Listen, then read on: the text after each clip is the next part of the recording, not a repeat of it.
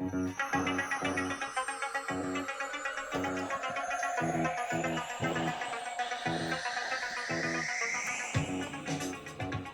Rider, a shadowy flight into the dangerous world of a man who does not exist.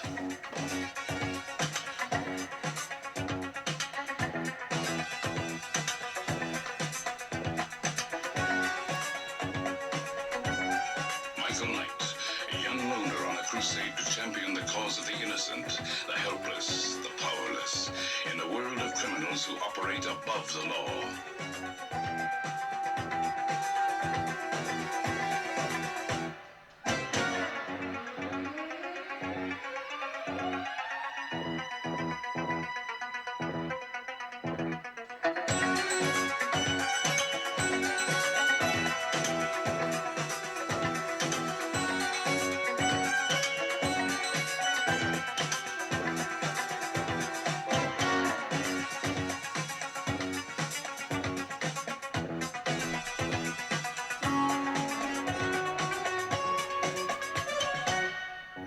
Alright, guys, after that little intro, we are here with the finished product, the MPC Knight Rider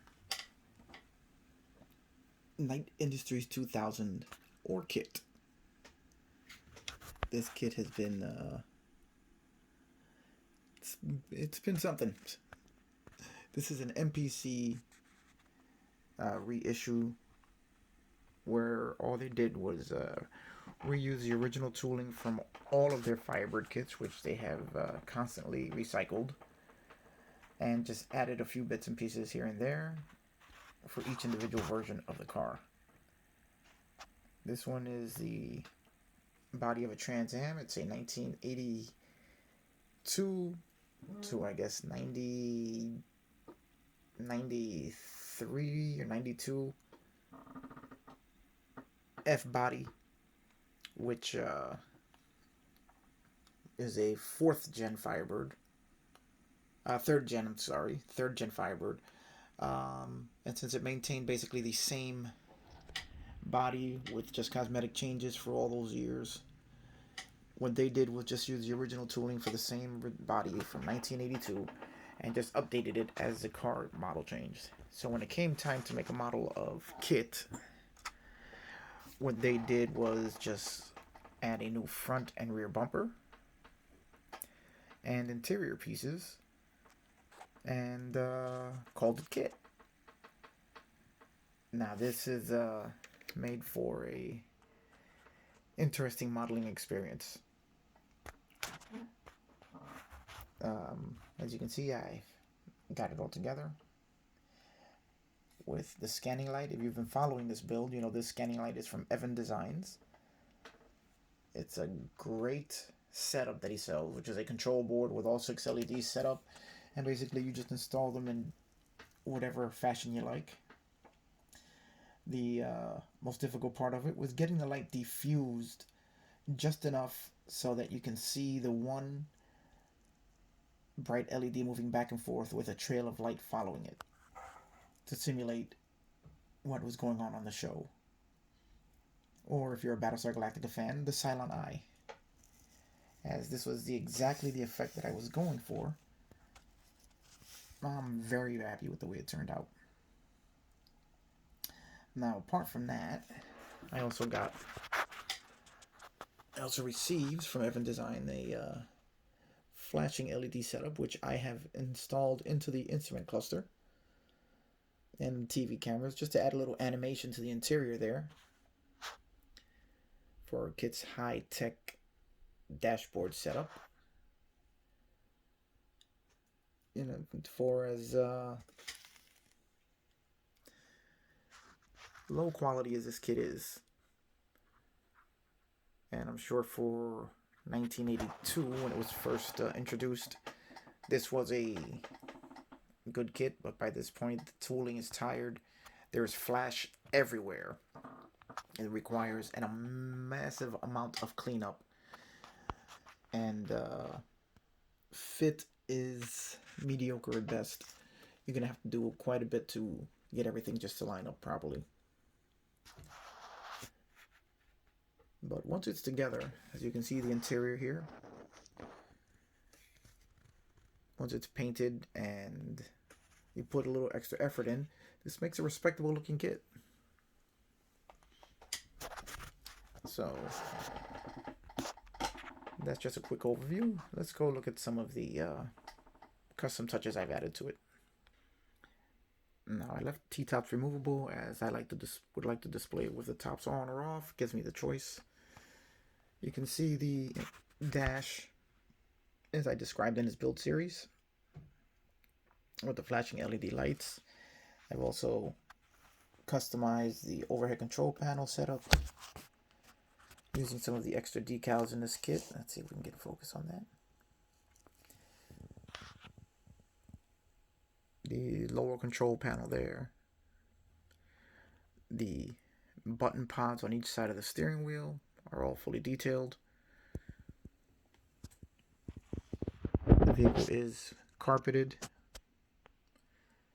I use flocking powder for the carpeting. The interior is painted in Tamiya light sand, the body in Tamiya black, and then covered in Tamiya clear. As you can tell, I like my Tamiya products. The seat belts are from Model Car. The seatbelt buckles are from Model Car Garage. The belts themselves you can find at Hobby Lobby. The belt material, you can get an entire spool of it for just a little over $1, and will allow you to do quite a few number of cars. Now, one interesting option this kit had was that it had the option of smoked glass and clear glass for the T-tops, the front windshield, and the rear. So what I decided to do, as I saw this online and I thought it looked pretty good, was leave the rear hatch smoked while the front windshield clear. This allows you to still see clearly into the interior compartment and check out all the detailing in there. But just has a cool look with the smoked rear hatch assembly. And I also use the smoked T-tops because I just thought it was a better look. I've seen other builders of this kit online, and they've used all the clear or all the smoked, and only one or two have used a combination of both, which for my personal taste, I think it's the better way to go. The kit does have the correct taillight of Night from California.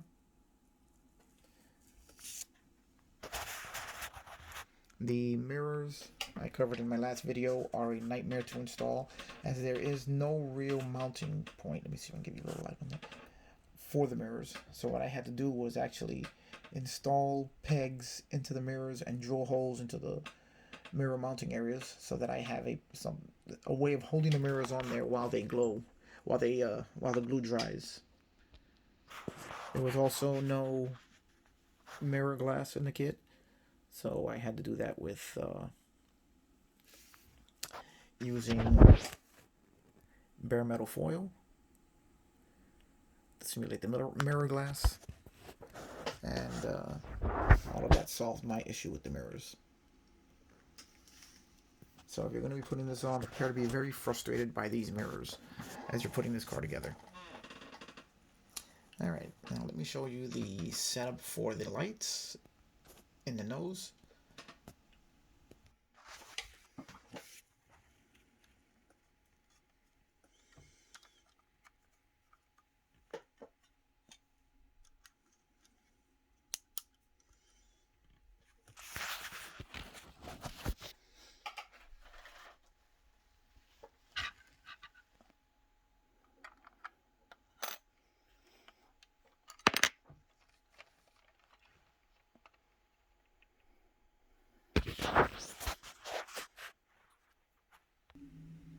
Okay, here we go. We're going to cover the undercarriage.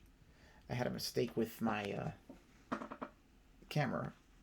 So if I've already said this, I'm going to repeat it again.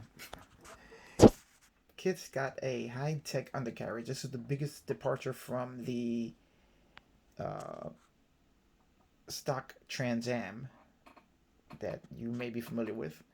As KITT's underbody, as you can tell by the color, is not made out of steel.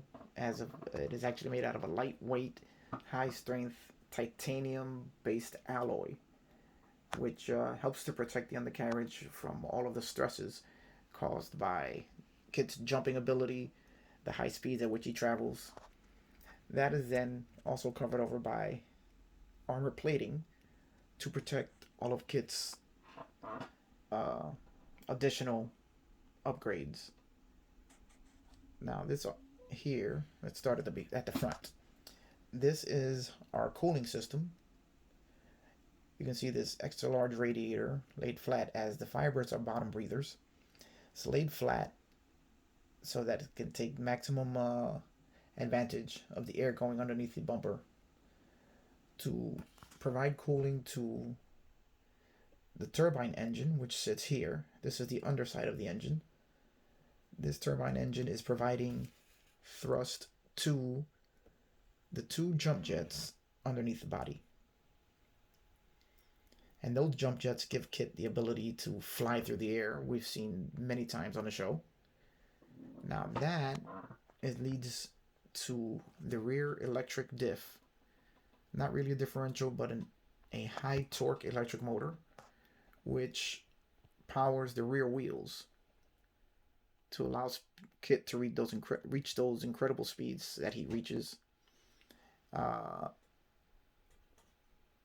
in the show. He's capable of, I think, between 200 to 300 miles an hour. Now, if you're familiar with Tesla at all, you know that these electric motors give you an incredible amount of torque from 0 RPM going upward. So this will allow KITT to launch hard and accelerate faster than anything else on the road. So if we keep going back, then we find the power source for this electric motor, which is a mini nuclear reactor, protected by high-strength titanium-based alloy, armor plating the entire rear of the car to protect the reactor. On each side of the reactor, we see cooling fins for 2 radiators to cool the reactor rods. We see a hatch in the center for installing and removing the nuclear materials. And all of this is used to provide constant electrical power to the rear diff, so that KITT will accelerate, like I said, faster than anything else on the road. The armor plating here and on the center spine covers all of the KITT's computerized components, wiring, and fragile electrical components, surrounded by a high-strength armor made out of unobtainium. All of that comes to the front.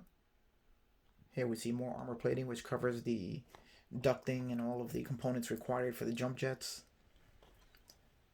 This leads to our front suspension, which is again made out of unobtainium.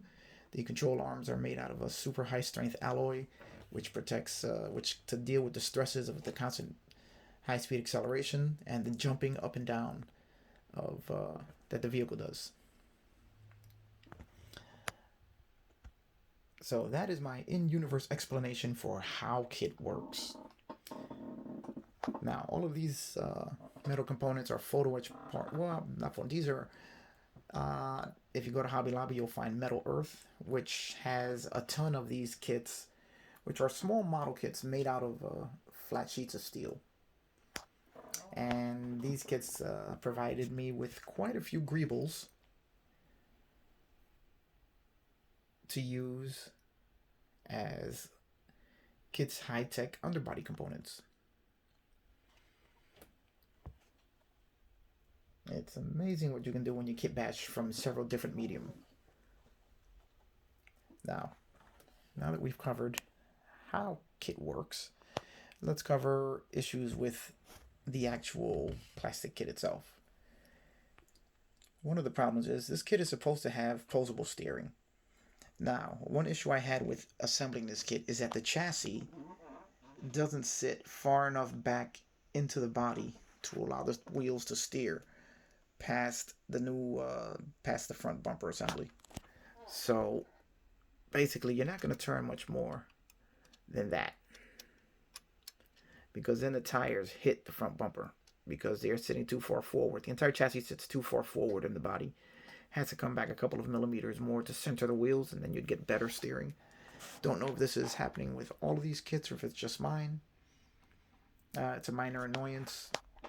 Doesn't really detract from the kit as a whole, but it is annoying since if you want to pose the wheels, now you really can't. Now another thing is the bar which ties the two wheels together, the two tie rods, the bar itself is too short. So one wheel is always constantly being pulled in when they should be facing straight. So the alignment of the wheels is a bit off because of this bar. I'm going to apply a little bit of heat and stretch that bar out a little bit so that the wheels stay straight. And that way at least you'll have both wheels facing in the same direction. So you'll have to look out for that when you build this kit. The rear didn't have too much of a problem with. It was basically a very simple assembly, except for the rear shocks, which, as I explained in one of my other videos, don't fit exactly right without a few modifications. Now the entire undercarriage was painted with a base coat of Tamiya titanium silver, and then a dusting of Tamiya titanium gold, highlighted with a little bit of titanium Tamiya bronze and Tamiya panel liner to bring out some of the details. And that's pretty much the electric cabling here. The red wire is from Model Car Garage. The steel braided cable is from Tamiya. Some of their detailing accessories also used here to represent some of the steel braided cables running the wiring to the turbine engine. And I like the way the undercarriage came out, as my goal with this kit was to make it an in-universe build, which is he's supposed to look like a regular Pontiac Trans Am on the outside, but underneath there's a whole lot more to kit than meets the eye. So I wanted to represent that by hiding everything inside the car, so that when the car is down on the road and you see it, basically it's just another Pontiac Trans Am. If you don't look too closely at the nose and see the slight difference in styling there, it's basically just another Trans Am. You really got to go deep to see that there's something else going on here. As here you can see the electric diff poking out from underneath. And there you can see if we can focus on the jump jets just poking out from the body, which really lends to the undercover nature of kit's assembly. Okay, now let's look at kit's scanner eye. What I did for that was I took a clear piece of styrene plastic and back painted it with Tamiya transparent red to create the red lens, so that even with the hood on and the lights off, you'll still have a red eye for kit.